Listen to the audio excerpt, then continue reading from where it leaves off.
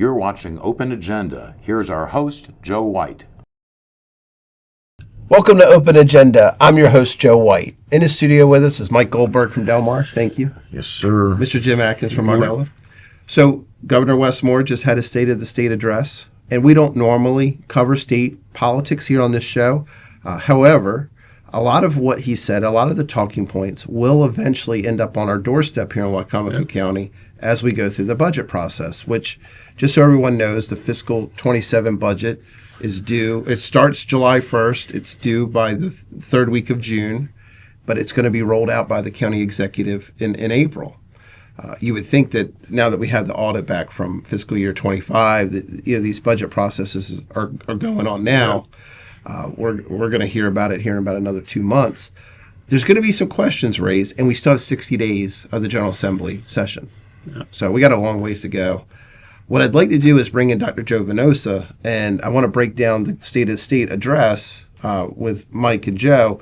And then, Jim, I'd like to bring you back in because as many meetings as you attend, there's going to be questions that come up, and I want the folks out there to start thinking about what concerns they should have so they can get addressed. I mean, these can be solved, but we need to get it out there. So stay with us. When we come back, we're going to have Dr. Joe Venosa in. We're going to talk about the State of the State address. Welcome back to Open Agenda. In the studio with us now, it's Mike Goldberg from Del Mar. Thanks for sticking around. Of course. Dr. Joe Venosa from Salisbury, thanks for joining us. Thank you. So we've talked in many episodes in the past about what the anticipation residents here in Wicomico County can expect as we get into budget season. We're not far from it. We're about 2 months away. But specifically, we saw the Governor Westmore's State of the State address.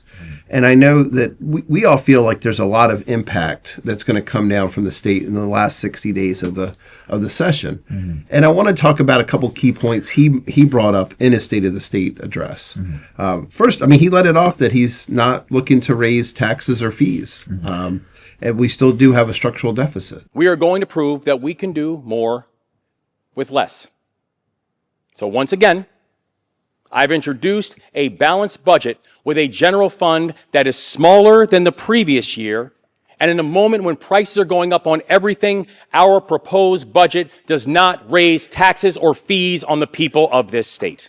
How do you feel like we're going to bridge that deficit? He may not be raising taxes and fees again, this particular year, but they're already very high. And if you're going to not raise taxes and fees, which I do not advocate for raising anything, and you are expanding spending on a wide variety of entitlements, then there's going to be other items that are going to have to be reduced. Okay. And one of my biggest concerns is that the funds that will flow from the state to Wicomico County are undoubtedly going to be reduced. I think we can expect a diminished disparity grant and other grants that we don't know what they'll be. It could be education, it could be parks, it could be anything, but they're going to have to stop spending so much. Well, Joe, we've seen that the state has come out and said that they don't expect to slash our disparity grant for this year. That was our big fear as of right now. That is what they said. But keep in mind, the state, and in particular the governor's office and their budget proposal, that's just the starting point. There is 2 other branches of the state government that are going to have their say as to what gets cut, raised, what have you. So I expect those numbers to change. But it is reassuring, at least, that at this point, they are trying to reassure the counties that those disparity grants are probably not going to be touched. But again, we don't know the final number. I don't feel reassured personally at all. Well, let's say Mike is correct and that there's an adjustment to our disparity grant or just state funding for teacher pensions because they slashed years ago half of that and they could be coming after more or the rest of it. How would the county approach that in their budget process? Because that's supposed to come out in April. Yeah, well, the county is good. Well, and again, I think this is something that other council members have talked about before, and obviously we've addressed it many times on the show, is the fact that just structurally in Maryland, the counties have increasingly had to dip into their own reserves and their own funding apparatus to pay for things that are mandated by the state.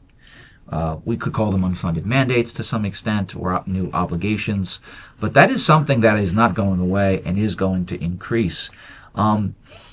And part of that challenge is that so much of the budget, I believe 84% of the Maryland state budget is mandatory spending.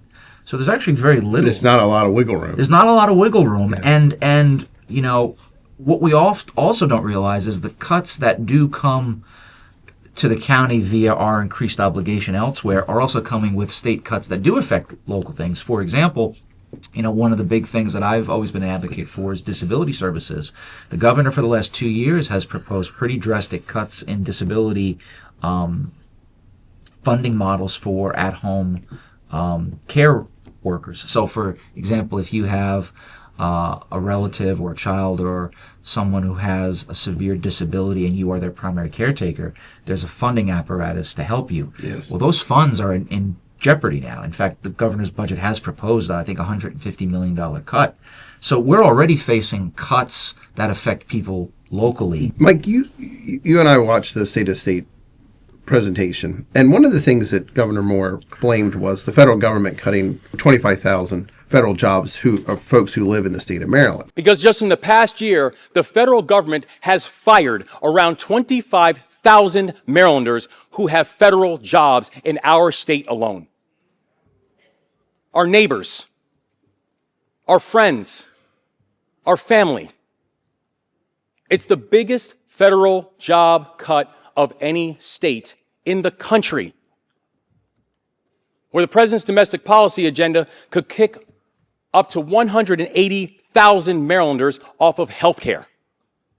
More than 680,000 Marylanders could see their food assistance taken away. Maryland obviously is being disproportionately affected by the DOGE cuts. I, for one, support the DOGE cuts. Maryland, for decades, has been dependent on revenues that are generated by our proximity to the seat of the federal government. A lot of the federal contractors and there's ancillary or collateral industries that are completely dependent on the revenue generator that is the federal government. And they have relied on that, and meanwhile, with regard to the private sector, they've imposed very stringent and expensive regulations and high taxes. So Maryland has not been a good place to bring a business, to start a business, or to operate a business. Yeah, I would echo that. I mean, as a business operator, if location was, you could locate anywhere, the state of Maryland right now would not be the epicenter of where you would want to go. Maybe a particular spot, whether you're agriculture or shipping or Sure. one of those types of, where location really does matter. But the state itself, all cards on the table, isn't it? By and large, there's a fundamental rule of economics, and that's that capital flows to where it can make the highest return on investment. And I'm sorry, when you have high taxes, high expensive regulations, that's not where you're going to make your best return on investment. You're going to bring that business someplace where your operating costs and taxes are going to be cheaper so that you can maximize profits for your investors. Well, I think there's two ways to look at it, because I think both things are true. I think, for example, Maryland has, and again, for my own view, I'm totally against the DOGE cuts because we already have a really low percentage of federal workers relative to our population.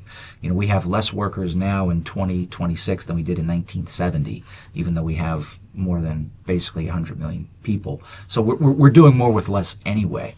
But to your point, Maryland compared to, let's say, Virginia, right, which also relies a lot on a federal workforce and on those ancillary businesses, they've been in a better position than us because even though they too have been decimated by federal cuts, they have more of a backstop, which is a bigger business base to withstand those cuts and to theoretically bring in other businesses. So if you just compare Maryland and Virginia by the metric of federal action, you can see two things. Federal action has been detrimental to Maryland, but to your point, when you don't have an attractive business climate, whether it's the fees, whether it's the broader costs of just opening a business and operating it, it does put us at a competitive disadvantage. And we've never really figured out, up until now, a way to really change the tide. to kind of get out of our structural deficit that is now. I think we all would agree it's a feature. It's not a bug. Every year we come to this point of we're $1 billion over. Well, 1.5. 1.5 Yeah. or what have you, Yeah. right? I mean, so until that's addressed, the federal government drama is always going to be there, and it's probably going to get worse before it gets any better. Okay, here's something that is self-made. Yeah. I mean, the rising cost of energy here in the state. Sure, yeah. I thought it was a little bit disingenuous that Governor Moore said, well, our energy bills have gone up the same as they've gone across the country. Since this time last year, energy prices are now up 13%. The price of beef is up 19%. The price of fertilizer is up 15%. And I just want to be clear, that's not in Maryland. That's nationwide. Those are the numbers across the country. Maryland has surged ahead in the increase in spending. Look, I can only look at my own electric bills. In 1 year, it's been quite a substantial jump. And look, I talked to people in other parts of the country. Their costs are going up, but nowhere compared to what we've experienced in Maryland. But the effect here in Wicomico County is how many hundreds of thousands of square feet do we have to supply energy to Board of Education buildings, government office buildings, state civic center. Yeah. So there's going to be that component in those departments' budgets. Oh, yeah. So even if they see an increase in their budget, that increase may just get you enough to pay the electric bill. Yes. I've seen that in the private industry, and let's just go to what Mike was saying earlier. The state has gotten us in a position where it's hard to be competitive even for ourselves. And that's not counting the increase in payroll tax. I mean, one of the things the state of Maryland instituted, it came out last July 1st. It doesn't actually start until this July 1st, but we've all been paying it for the last 6+ months, is an extra 0.4% of payroll tax that's paid by the employee and 0.4% of payroll tax paid by the employer. For the sick leave. And this is different than just the 5 days that folks earned with the it's still in place, that sick leave policy as well. But this is going to work like unemployment, where people can apply for up to 12 weeks a year of sick leave. But it's also costing employers. One of the employers is Board of Education. We're going to have to account for that because you're going to have an increase. Well, it's not only is it costing the employers, but that also means that there's less money in the pool to give employees raises or other benefits. Money is a limited resource. And, the way we're spending it in Maryland, where most of it is going to some type of entitlement, let people take care of themselves, cut their taxes, let them make decisions with their own, about how they handle their own money rather than having government make those decisions for us. This is the age-old battle between, conservative and liberal. I understand, but as a conservative, I want government out of my life. Well, one of the other topics he brought up was public safety, and he used it in the vein of ICE and outlawing 287G agreements. I want to thank you all for introducing legislation to protect Marylanders from the unconstitutional actions of some federal agents this session. Working together, I am confident that we can take meaningful steps to hold federal agents accountable for violating the Constitution and help those who have been harmed to make sure they also get their justice. The people of this state have come to learn that I have no patience nor tolerance for violent offenders. And our extraordinary men and women in Maryland law enforcement will continue to work with federal officials when it comes to getting violent criminals off of our streets. So this is something that's going to come up with the county. We probably are, according to county executive, probably going to join a class action lawsuit within the state. So much for conservative spending. Well, I mean, the understanding right now is the lawyers on the side that would fight it would be pro bono. Now, of course, if they lose, then there's the chance that we would be responsible for the state's portion of their defense. Whether you agree with ICE, whether you agree with 287G agreements, do you think Governor Moore has an understanding of what these laws are going to do and how that's going to trickle down into a county like Wicomico County? Well, again, there's so many not hypotheticals, but there are so many variables that are at play here, because there's a real debate right now. That some are saying, if we get rid of 287G, it's going to lead to a surge of ICE activity that will We've been told that. occur. Yeah. But the reality is, nothing is going to prevent ICE enforcement from happening, especially with the massive amount of money you talk about spending. The $30 billion that's being pumped into these federal agencies, that is going to require them to basically be in many places, regardless of what the counties do. So I don't actually think there's much of a correlation between what federal immigration policy and the actual activities that you're seeing in some places and what the counties are doing. I think it is debatable. Look, I don't think anybody is against getting somebody who is an undocumented individual who has a criminal record off the street.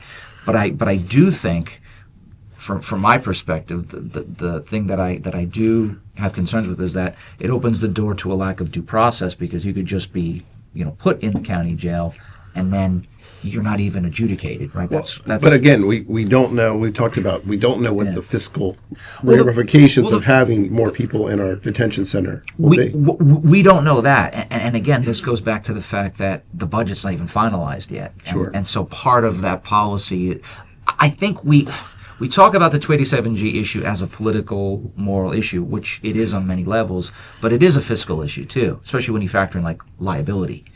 And now when you're throwing in lawsuits, it adds all kinds of numbers that we don't really know yet. Do you feel like there's a sense out of Annapolis of what we're facing here in our own county? And do you think our own county is prepared to face what the state is possibly rolling towards us? I don't think the county is prepared. I really don't. I don't think the General Assembly in Annapolis is prepared. I don't think they fully understand the consequences of their policies. $2 billion deficits, I think, going forward every single year, into the foreseeable future. Only thing you can do is raise taxes or cut spending, but they're not. They're far more likely to raise taxes than they are to cut spending. I think the shore, just by virtue of the population, is always going to be put on the back burner. It's not even a political issue, because even Democrats from the shore will tell you that. We're at a disadvantage of population and wealth. We're not in the metropolitan core. That's just the nature of. We don't have enough votes here on the Eastern Shore to really or financial influence. or financial influence, and which is often correlated. So that's just that's an issue that we've always faced, and it will get worse.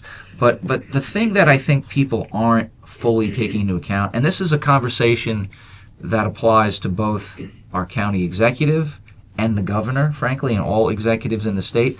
So many people are running right now for that second term.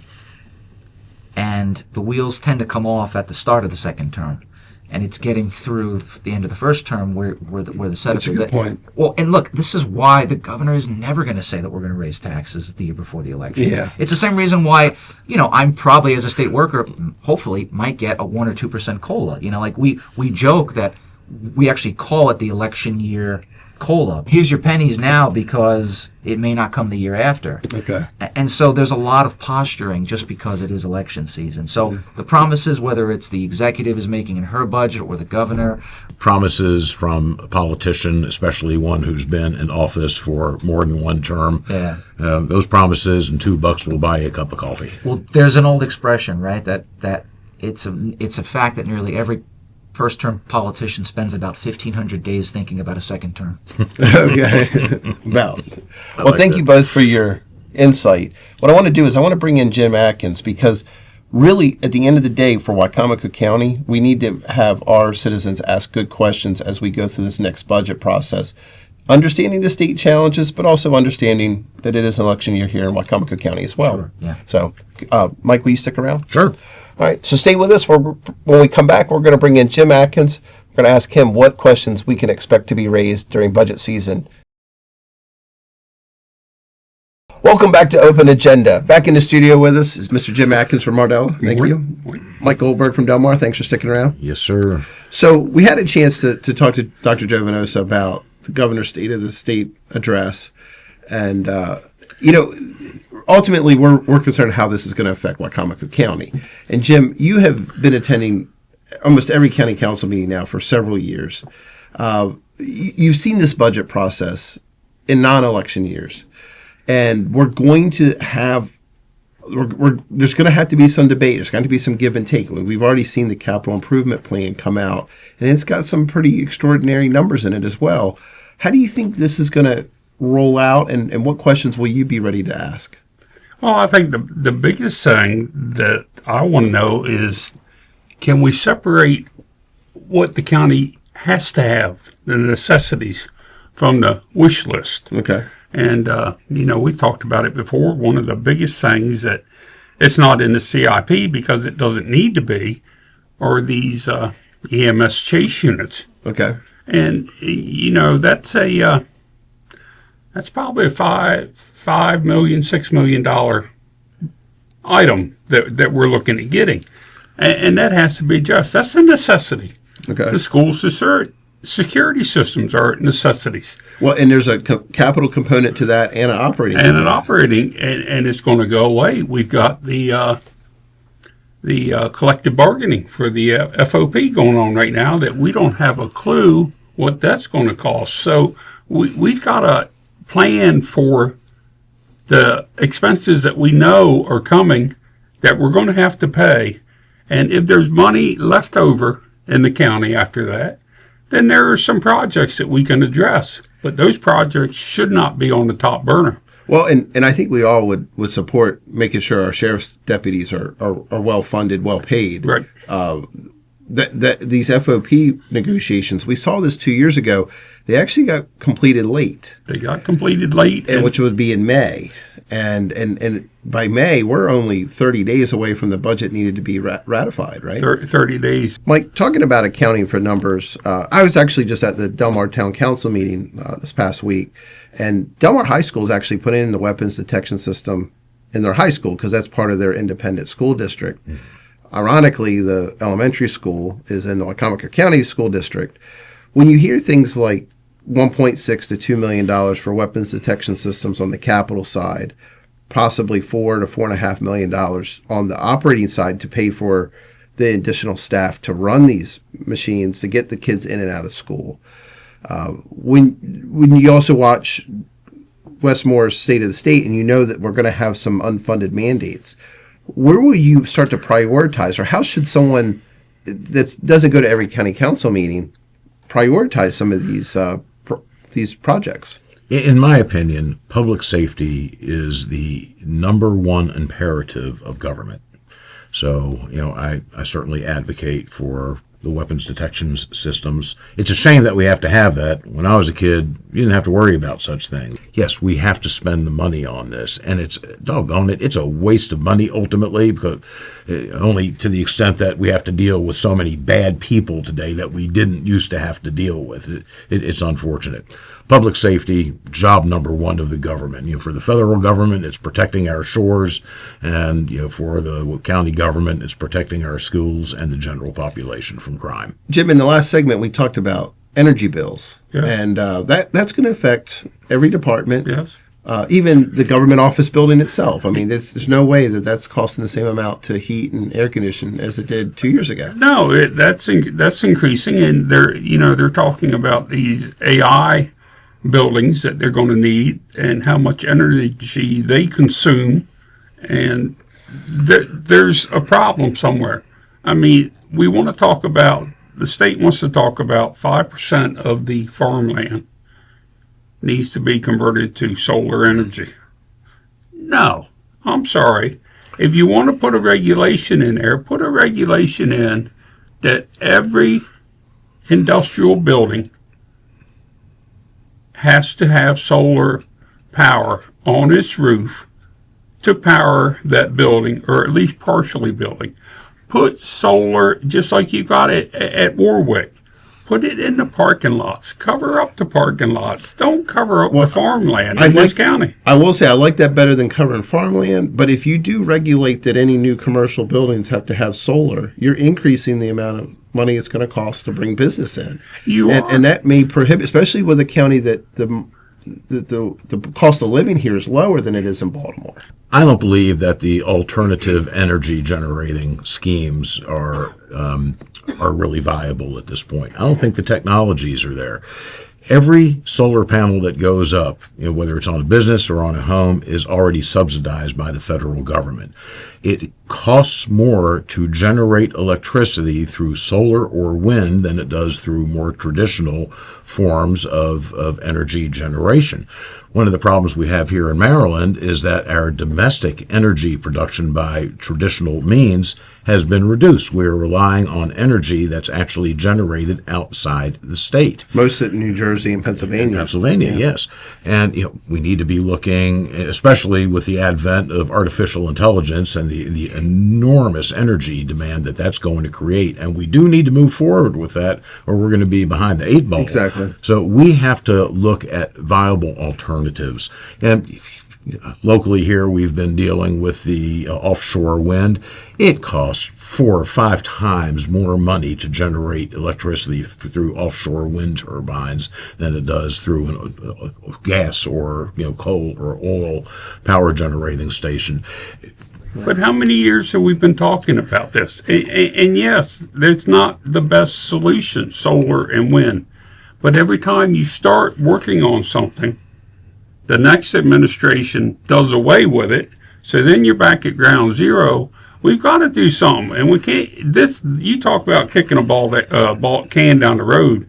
That's all this is. We're just kicking a can down the road. And when you sit here and look at Wicomico County, and people look at their electric bills, there's something going on when you have a person with Delmarva Power paying the amount of money that they're paying for monthly electric versus a person who is with Chop Tank Co-op. I can say I'm on co-op. I am too. My bills have gone up minimally. Yes, and when I look at when these people on Delmarva tell me what their electric bills are, I just shake my head and wonder what is going on there. A year ago, the county council was supposed to have a work session with Delmarva Power, and it got canceled by Delmarva Power at the last minute. I'm disappointed to see that it hasn't been rescheduled, and I'd like to see that be a priority. Not because the county council is going to be able to somehow regulate Delmarva Power, but force Delmarva Power to be much more transparent with our elected officials and the public here about exactly how they're coming up with the rates. Well, it's another example of, as time has gone on, Delmarva Power, for us older people, DP&L, was a local company. Yeah, they were paying stock. It took care of its local people. It has been bought, swallowed till now as a company that doesn't care about Wicomico County or the Eastern Shore at all. All they care about is their bottom line and the money going to the stockholders. And there's less competition. Yes. When you have these utilities, you got one electric line. You're not going to have 10 different companies offering service over it. But and that's where a lot of the increases come from, the distribution charges, the transmission charges, right. Not the generation charges. Right. So, and in Maryland we have deregulation on generation charges. You can go out and find your own supplier, but the distribution, how it gets to your house, that's where you get hammered. And that is a regulated part of the utility still. And I don't believe. I watched Governor Moore's State of the State. I just don't believe they are doing their jobs to make sure that our interests are protected. So then Wicomico County is forced to come and do it for themselves. I don't think we can look to government for innovation with respect to cheaper energy. This is something that needs to be left to the private sector. Industry. Take a look at the oil industry. Where was the government involved in developing the oil industry? At the turn of the century, there was a couple of oil companies in Texas, and now there's a gas station, a private sector gas station on every corner. These are not government operations. Let's unleash the power of the private sector to solve these problems and get government the heck out of it, because government can't do it. Well, one thing we know for sure is we'll be there, we'll be watching and asking questions, Yep. and we definitely encourage everyone else to do the same. So thanks for watching this episode of Open Agenda. We'll be back later this week with another new episode.